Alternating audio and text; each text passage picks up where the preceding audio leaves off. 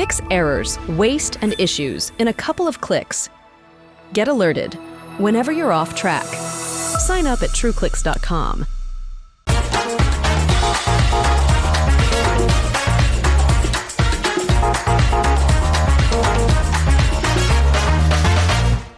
Wix Studio, the platform for agencies and enterprises to manage clients and projects with max efficiency, sharing Wix's SEO tech to help you drive growth. Hello. I've had quite a few anxiety dreams about today, but I'm fully dressed, so I know this is real life, and all my teeth are still in my mouth, so nothing else can go that wrong, I think, so we're okay. So my name's Zoe, and I'm talking to you today about how to create content that converts, which involves reading your audience's mind. And reading a few minds in here, I think we know it's 40 minutes till we can get a drink, right? So let's get through this. So who am I? I'm a digital content expert. I have 12 years of experience writing and editing online copy. I've got a proven track record in doing this. For the last 7 years, I've been leading digital content teams and creating wedding content that both ranks and converts. And I know a lot about weddings. I've worked on quite a few wedding brands. I won't go through them all, but depending on where in your life you got married, you probably found me at one of those places. I've worked for some really major brands and some really not so major brands. And I think it's important to remember what I say about being a wedding expert, because we'll come back to that a little bit later on. I'm not actually a mind reader though. I'm really sorry. I'm also not a graphic designer, so please excuse the state of my slides, because they are a bit embarrassing, but it's not my strong point. But yeah, I'm not a mind reader, but I am somebody who knows how to create content that converts, and I'm gonna share that secret with you today. And part of it is having a really good hook to get people to come to you, so you can have that one for free. So how do I do it? I mean, we've heard a lot about AI today. A lot of the talks I've been in have been talking about AI, and I have to say, this isn't really anything to do with AI, technically. And I know a lot of people, we were worried, weren't we, about AI and that it might take our jobs. And I went head to head with ChatGPT to try and plan a wedding. You can look at that in your own time. And you know what? I wasn't worried about my job anymore. I felt fine about it. And I think actually ChatGPT should be worried. So, do you remember when AI stood for Audience Insights? Because I feel like we might have lost track of that in all the chat about artificial intelligence. And I think that understanding your audience is a really key way to create content that converts. And we obviously have a few different ways to understand your audience. You know, we have analytics tools, and they give you a fundamental view of your audience. That's helpful. You know, you can tell that maybe 80% of your audience is women between the ages of 20 to 30. Great, but what are we going to do with that? What do they actually want? Not even Mel Gibson knows. And then customer profiles. And again, these are helpful, and I've used these in the past, but I do find that they can contain some preconceptions and biases, even when they're done from an outside agency, because you're often giving them the information or they're pulling it from the analytics tools. You're still going to have some gaps.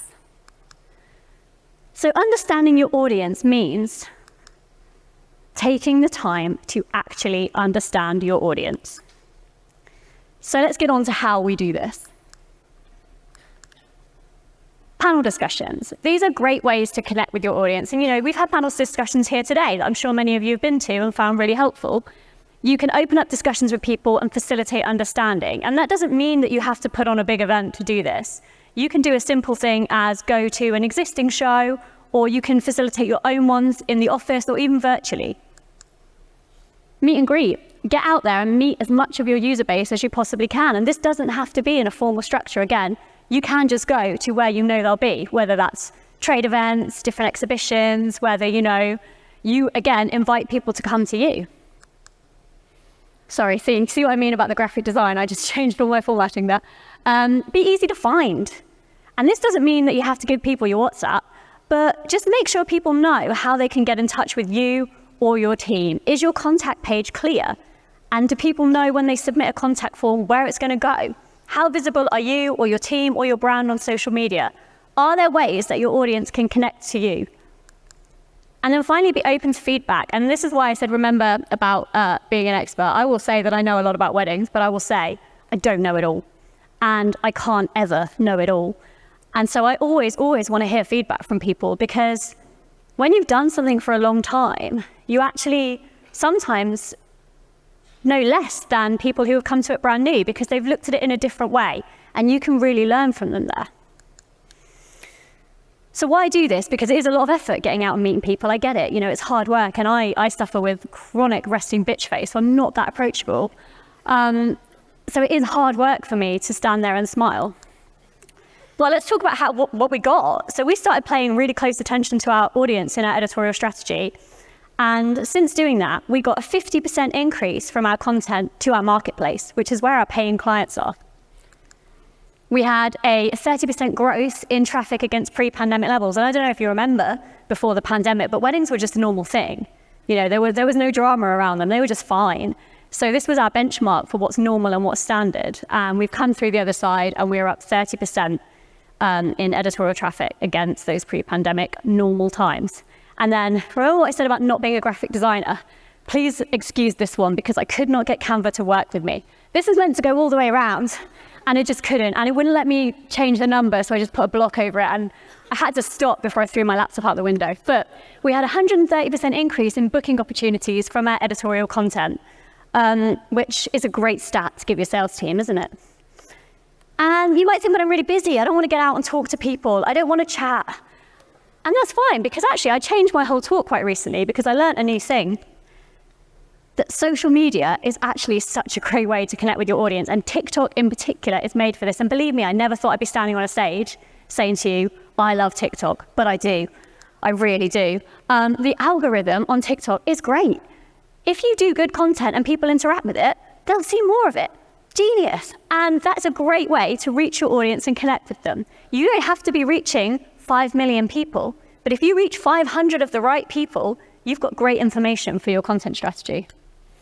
People use TikTok to learn about things, and I know I do this. It's to justify all the time you spend on there. You say, well, I'm learning things. I know all about lobster fishing in New England because of TikTok, right? And if you're on Lobster Talk, oh my God, it's amazing. We'll have to chat about it later. So people want to learn, so you can give them information because you are the subject matter experts. And the users, I love the users on TikTok, they don't hold back. They will tell you whatever is on their mind, and you get a front row seat to it all. And this is a great way to listen to your audience without actually even having to make eye contact with them. I started doing this. I made my own TikTok to talk to people about weddings. And in the last 2 months, I've had 451,000 views. That's a huge network of couples that I am connecting with every day. I've had over 1,000 comments on my content. And again, that's different viewpoints, that's insight, that's conversation that I can then use to shape my content strategy. And I've grown my followers by nearly 1/3, which is expanding my network and my understanding, because they come to me and they say things, and I think, well, I never thought about that actually, because, I've been doing this a long time and I think we always do it this way. And then these open and honest people on TikTok who are just having a rant while they're putting their lip gloss on are telling me things that I may not have thought about before. So my key takeaway here, didn't even have to leave my house. I didn't even leave my bedroom, because that's where my office is. And that suits me perfectly.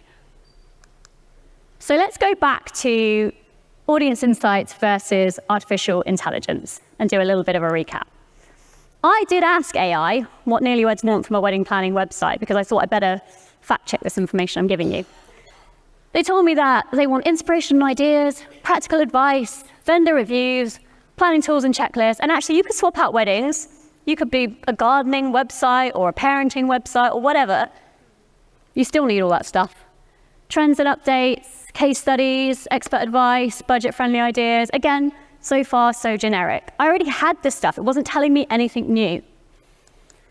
So then I asked, how do I make these couples convert? And I left in the slide that I sent through when I put my draft in, because I felt like it gave everyone a palpitation.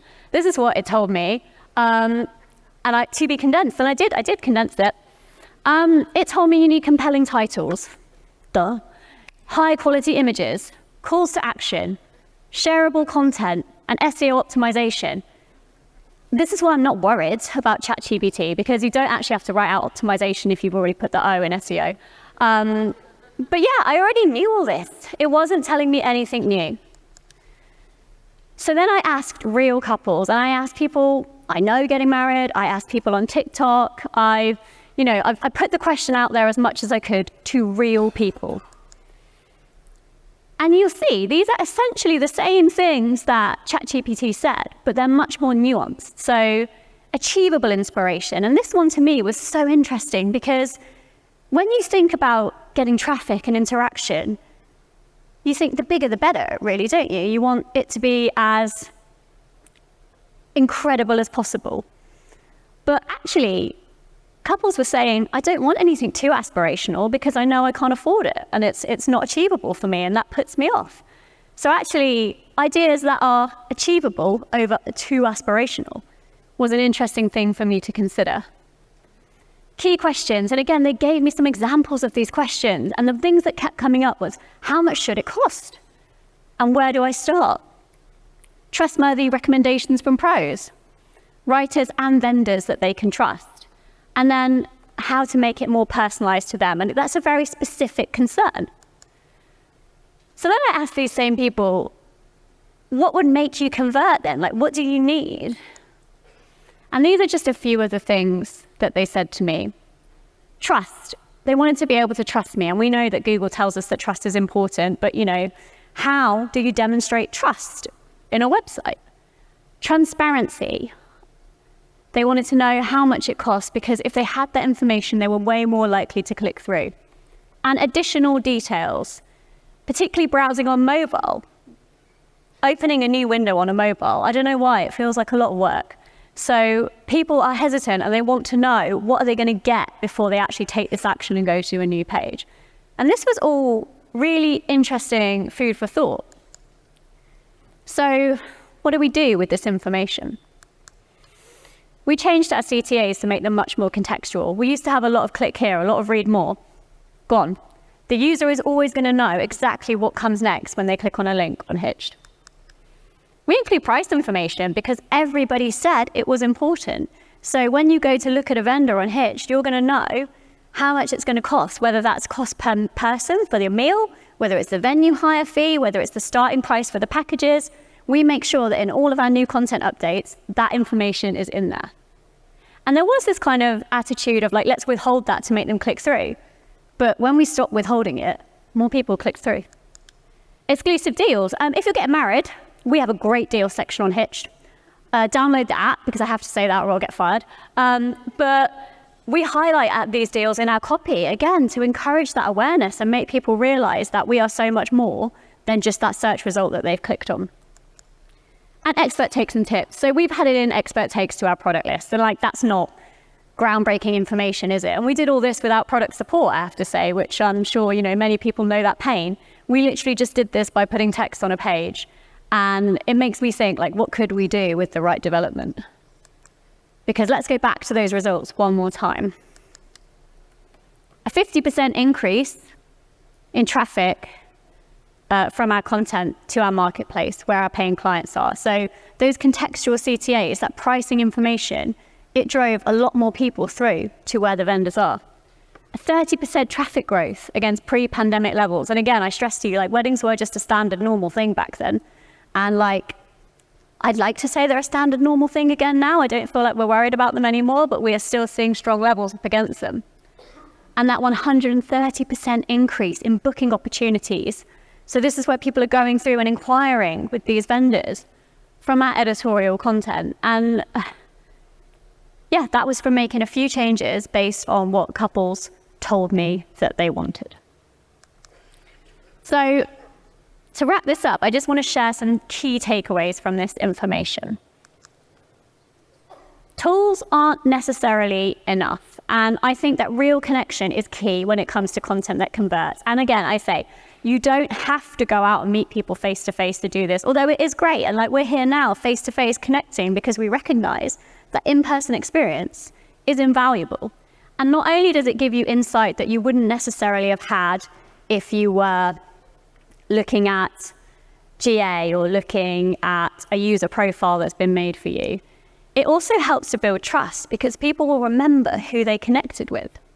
And then they come back to you when they're confronted with a choice of competitors. it's worth your time. And I feel like this is a really common thing as we get busier and busier and busier, to say, oh, well, going out to meet people, it's not really worth it. I've got a load of emails to get back to. I've got all this stuff to do. But actually, I would argue that talking to your audience, understanding your audience, and making sure what your audience want is front of mind in your content is the most important part of our jobs, because there's no point getting to the top position on Google if the content that you deliver once they click through is not in line with what they want and you've misunderstood the purpose of what they're searching for. So taking that time away from your desk to talk to people is absolutely invaluable. And then finally, TikTok isn't actually so bad. And it feels a bit weird to say that today, because obviously it's been in the news quite a lot. But this one little social platform, this one quite large social platform can actually better help shape and inform your strategy depending on how you're using it. And I'm not saying that everybody has to get out there and film videos of themselves, because, I get that's not everyone's thing. But even just watching the videos, it gives you so much insight. And there was a brilliant talk by Ray Siddick earlier today where he said, up your screen time. And I agree. Learn about people. You can scroll past the lobster videos if you're not into lobster marketing, because, it's not relevant to everybody.